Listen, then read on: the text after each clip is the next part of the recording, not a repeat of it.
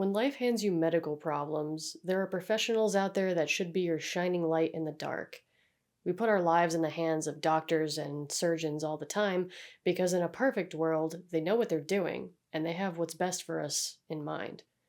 Unfortunately, we don't live in a perfect world, and there are some so called professionals out there who don't have what's best for us in mind. Today, we'll take a look at some of the horrific malpractices of Dr. Christopher Duntsch, also known as Dr. Death.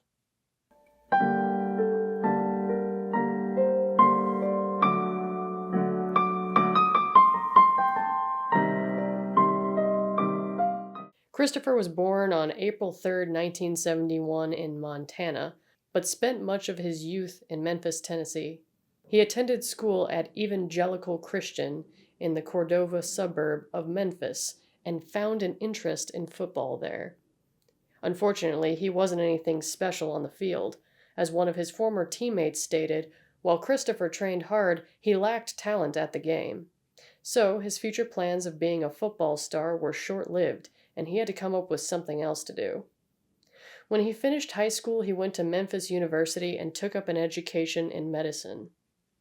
This was a path he was willing to push through till the end. He completed his undergraduate degree in 1995, then continued on to an MD, PhD, and neurosurgery program. He completed these programs in 2010 at the University of Tennessee Health Science Center, but already there was something off about the way he did things. Usually when someone completes a residency of this prestige, they have to be involved in over 1,000 surgeries first. But Christopher participated in less than 100. During his 4th year of residency, he was suspected of being under the influence of cocaine while operating, sending him to a program for impaired physicians where he remained for several months to get sober and straight. Several of Christopher's friends claimed that he would go to work after a long night of doing drugs and stated that they would never dream of letting him operate on them. So we're off to a real shaky start in his career. In 2011, Chris met his soon-to-be wife and mother of 2 children, Renee Young, when she was dancing as a stripper in a club. She said of course all the girls were swarming the big hotshot doctor, but they weren't aware that he was $500,000 in debt at the time. He convinced her to move to Dallas with him, and this is where his career would start affecting other innocent people.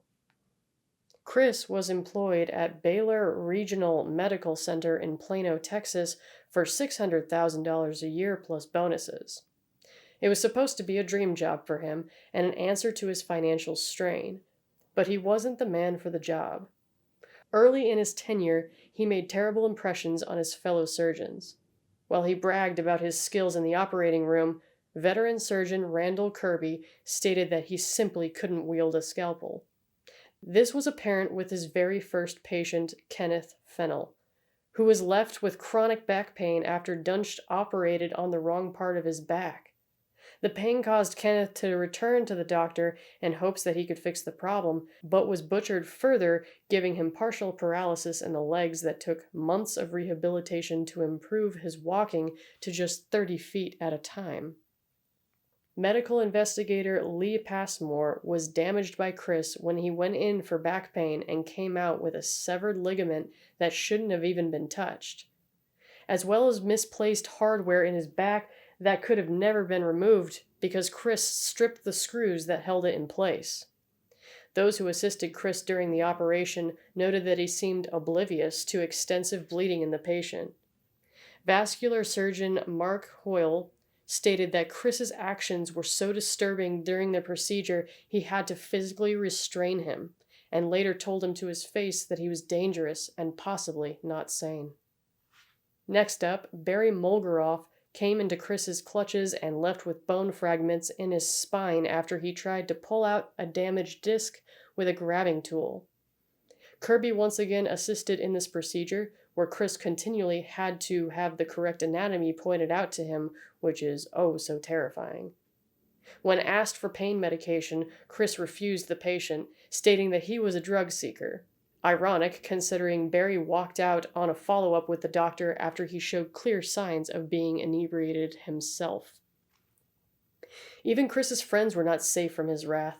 as his buddy Jerry Summers came in to have 2 neck vertebrae fused. The doctor attempted to remove a disc in his spine, but couldn't seem to figure out how to do that without maiming his patients, and left Jerry a quadriplegic, which is such a nightmare to have happened.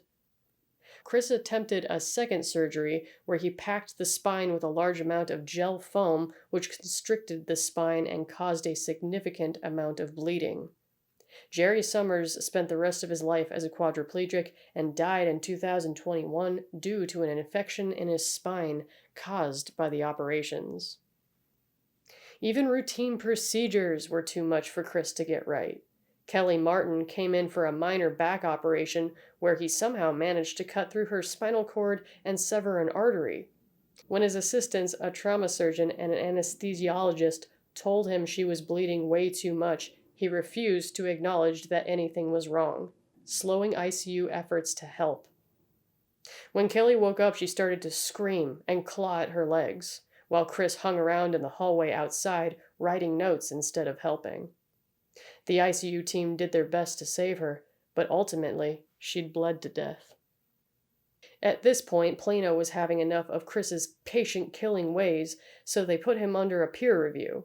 Perhaps knowing this wouldn't end well for him, Chris resigned before they could fire him and unfortunately dodged being reported to the National Practitioner Data Bank, which would have listed him as a problematic physician. So he ran to Dallas Medical Center in Farmers Branch, where he continued his reign of terror. He only lasted 1 week, but it was enough to do some serious damage. Floella Brown was on the literal chopping block next when Chris severed a vertebrae artery.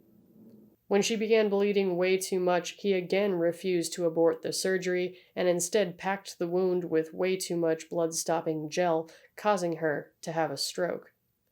Hands washed of that disaster, he tried to move on to the next patient despite the hospital telling him to take care of Brown or relieve her to somebody else. He suggested drilling a hole in her head, Saw 3 style, but that was refused. He wasn't a brain surgeon and didn't have the qualifications to do such a procedure. He held on to her as a patient who was now in a coma and eventually passed her off to somewhere else, but by this time she was officially brain dead. Now that he was free to take another patient, he moved on to marry a fund, which was an utter disaster. Once again, he couldn't help but cut where he shouldn't be cutting and severed a nerve in her spine while once again operating in the wrong part of her back. He then twisted a screw into her nerves and left screw holes in the opposite side of her spine.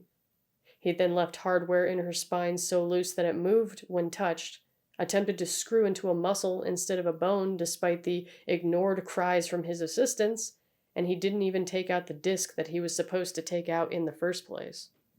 How this guy got this far failing in life is beyond me. Mary was, of course, left paralyzed and in excruciating pain. Chris was once again accused of being under the influence during the procedure.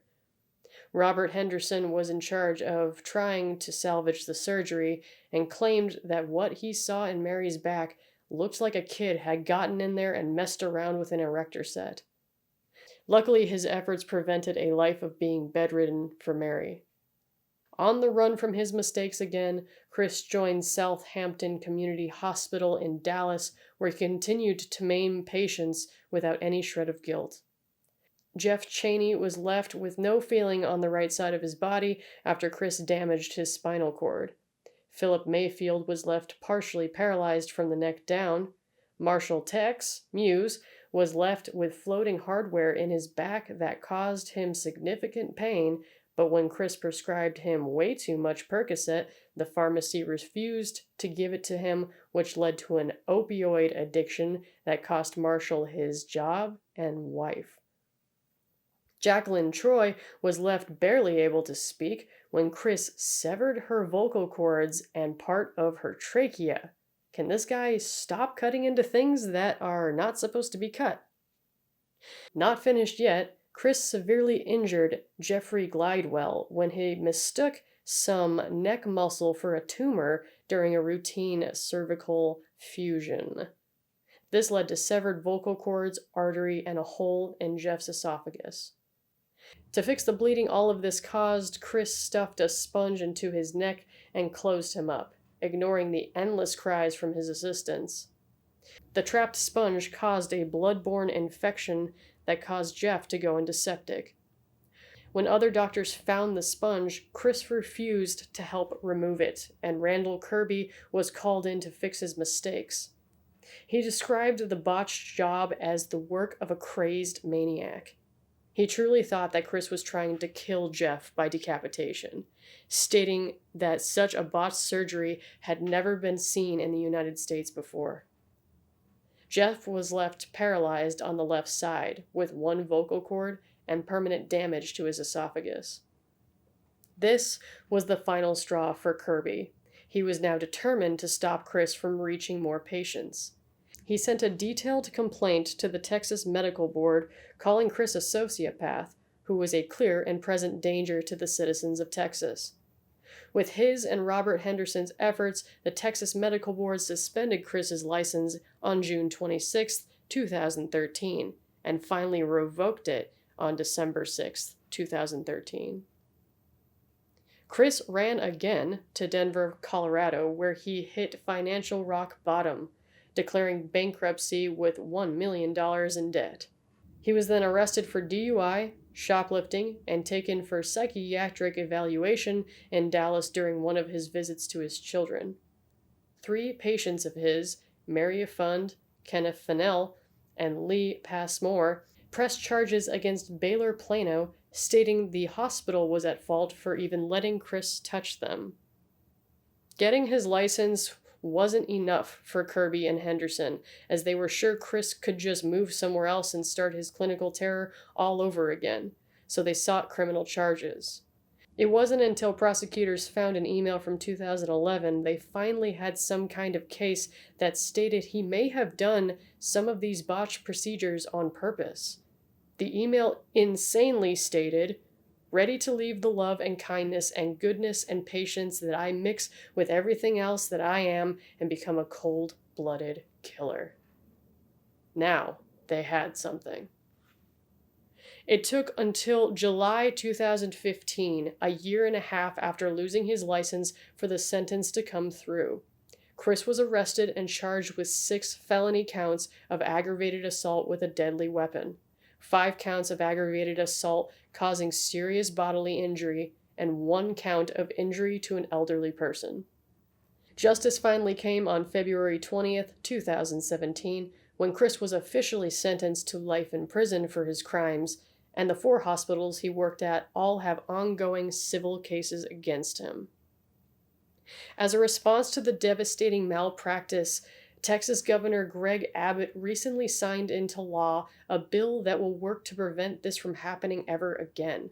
It states that lying on a medical license application will be a Class A misdemeanor, that a doctor who has their license revoked, suspended, or restricted cannot practice in the state of Texas, that a doctor who's been convicted of a felony or misdemeanor related to moral turpitude can't be allowed to practice in Texas. All doctors are required to be fingerprinted as part of a criminal background check. All doctors will be required to be monitored monthly via the National Practitioner Databank. And finally, the Texas Medical Board will have to update the physician's profiles on its website within 10 days of any disciplinary action. Hopefully, these actions will help increase the security around who can and cannot be allowed in the operating room moving forward. This was a lot.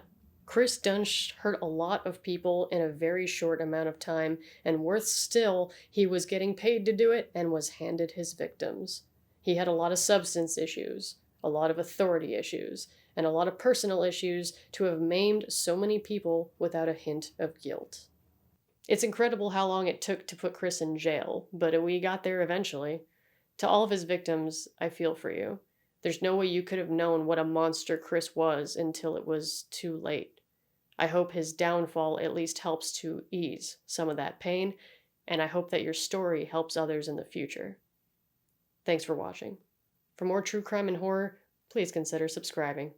Game with me on Twitch, follow me on Twitter, and as always, be well.